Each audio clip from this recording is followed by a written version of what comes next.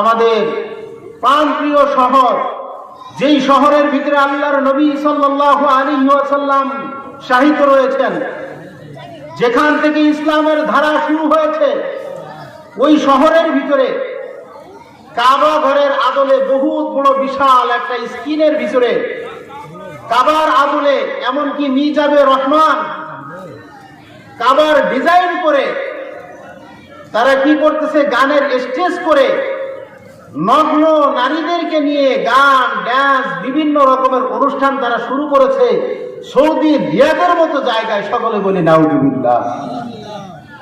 আল্লাহর নবী সাল্লাল্লাহু আলাইহি ওয়াসাল্লাম 1500 বছর আগে এ কথা বলে গিয়েছেন যে কিয়ামতের পূর্বে এমন একটা সময় ধারণ করবে যে সময় ফিতনা এমন ভাবে প্রবেশ করবে, আরবের লা ইয়াবকা বাইতুম মিনাল আরবি, আরবের কোন একটা গৃহ বাড়ি ঘর বাকি থাকবে না। আল্লাহর নবী সাল্লাল্লাহু আলাইহি ওয়াসাল্লাম বিবরণ দিয়েছেন, বুখারীর ভিতরে হাদিস এসেছে। ফিতনা একের পর এক প্রবেশ করতে থাকবে।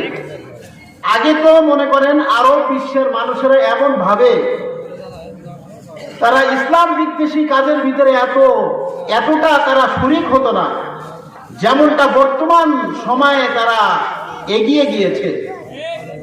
আল্লাহ নবী সাল্লাল্লাহু আলাইহি ওয়াসাল্লাম অন্য হাদিসের ভিতরে বিবরণ দিয়েছেন, উম্মে সালামা রাদিয়াল্লাহু তাআলা আনহা থেকে বর্ণিত, আল্লাহ নবী সাল্লাল্লাহু আলাইহি ওয়াসাল্লাম হঠাৎ করে একদিন খুবই ছেড়ে পেড়ে উঠেছেন, উঠে বলতেছেন ওয়াইলুল লিল আরাব, ওয়াইলুল লিল আরাবি, ওয়াইলুল লিল আরাব। আম্মা জান হযরত উম্মে সালামা রাদিয়াল্লাহু তাআলা আনহা ডাক দিয়ে বলেন, আল্লাহর নবী কি জন্য আরবদের ধ্বংস, আরবদের দুর্ভোগ কেন?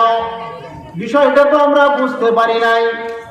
উম্মে সালামা রাদিয়াল্লাহু তাআলা আনহার প্রশ্ন যে সময় আল্লাহর নবী শুনেছেন, আল্লাহর নবী বলেন, হে উম্মে সালামা শুনে রাখো, আরবরা এক সময় এমন একটা সময় আসবে তারা নিজেরা ধ্বংস হয়ে যাবে, বরবাদ হয়ে যাবে।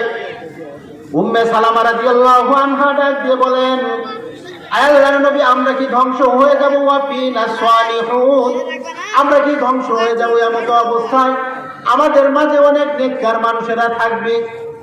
আল্লাহর নবী সে সময় বললেন, হ্যাঁ তোমরাও এদের সাথে ধ্বংস হয়ে যাবে। ইদা কাসুরাল খাবাতু, যে সময় পৃথিবীর জমিনে পাপ কাজ বেড়ে যাবে, পাপ কাজ বেড়ে যাবে। বর্তমান যে কথা বলতেছিলাম, পুরা বিশ্বের অবস্থা তো খুবই খারাপ, এর ভিতরেই সৌদির অবস্থা মারাত্মক ভয়ঙ্কর রূপ আস্তে আস্তে ধারণ করতেছে। সৌদির মতো একটা পবিত্র জায়গা যেখানে আল্লাহ তাআলা বাইতুল্লাহকে নির্মাণ করেছেন, যে বাইতুল্লাহ মুসলমানেরা পৃথিবীর জমিনে একবারে বাবা আদম আলাইহিস সালাম থেকে নিয়ে শুরু করে কিয়ামত পর্যন্ত যত মানুষ আসবে সকলেই বাইতুল্লাহর ইবাদত করে, বাইতুল্লাহর দিকে ফিরে ইবাদত বন্দেগী করে।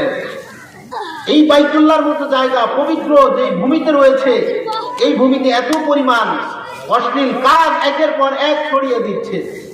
সম্মানিত উপস্থিতি, যে কথা বলতেছিলাম, বাইতুল্লাহকে আল্লাহ তাআলা পৃথিবীর জমিনে এমন ভাবে বানিয়েছেন যে বাইতুল্লাহ সর্বপ্রথম ফেরেশতাদের মাধ্যমে পৃথিবীর জমিনে আল্লাহ তাআলা নির্মাণ করেছেন। 10 বার এই বাইতুল্লাহর নির্মাণ করেছেন। বানা বাইতা রাব্বিল আরশি আশরুন ফাকুতুহুম মালাইকাতুল্লাহিল কিরামু ফাআদামু ফাশিশুন ফা ইব্রাহিম সুম্মা আমালিকু কুসাইয়ুন কুরাইশুন ক্বাবলা হাযাইন জুরহামু। এমন ভাবে এক এক করে 10 বার আল্লাহ তাআলা এই বাইতুল্লাহকে নির্মাণ করেছেন, যেই জমিনে আল্লাহর নবী সাল্লাল্লাহু আলাইহি ওয়াসাল্লাম শুয়ে আছেন। আল্লাহর নবী সাল্লাল্লাহু আলাইহি ওয়াসাল্লাম রওজার ভিতরে জীবিত অবস্থায় রয়েছেন।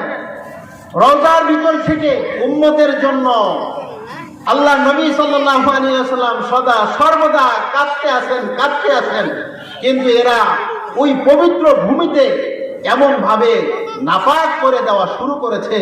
আমরা উদার্ত আহ্বান জানাই পুরা বিশ্ব মুসলিমকে, এমনকি সৌদি শাসককে, যেই জমিনে আল্লাহর নবী ঘুমিয়ে রয়েছেন, যার জন্য সবকিছু আল্লাহ তাআলা তৈরি করলেন, ওই জমিনটাকে জানি পবিত্র রাখে।